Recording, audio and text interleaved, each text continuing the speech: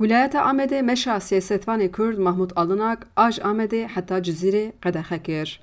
Parlamenterê berê Êşirnexê ê Partiya Demokratîk Mahmud Alinak bi navê ji Amedê heta Cizîrê meşa dijî wehşetê meşekî dabû destpêkirin roja yekşemê. Alinak beriya ku dest bi meşa xwe bike li meydana îstasyona Amedê li ciyê di mîtînga HDP de bombe teqiye bû daxuyaniyek da.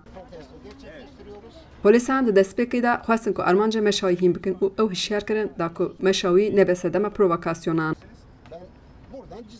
Mahmud Alinak di daxuyaniya xwe de dest nîşan kir, êrişa bi ser dayîkên Şemiyê nîşan dide ku AKP dixwaze di sîstema wehşetê de her kesî bike kolê. Wî daxuya kirin ji bilî rayedar û dewlemendên li Tirkiyeyê bi milyonan kes bi pirsgirêka rûmet û esaretê re rûbirû mane. Wî got, divê ya ji vê rejîmê re bêjin nexêr yan jî çav li binpêkirinên hemî nîrxan bigirin.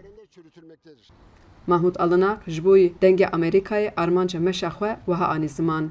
Ez Amedê hetanî botanê Cizîrê dimeşim, seba çi dimeşim. Zimanê Kurd, Çerkes, Arap û Laz qedexeye ez veya protesto dikim.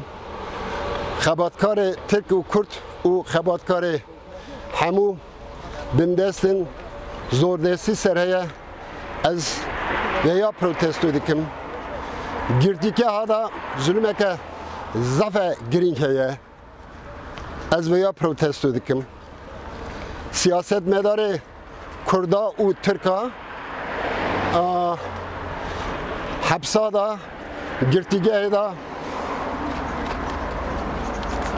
bin zulmê dane. Ez veya protesto dikim. Perê xebatkara didine fuza, didine topu tıvınga ez veya protesto dikim. Pirsa Kurtî ez zulmê protesto dikim.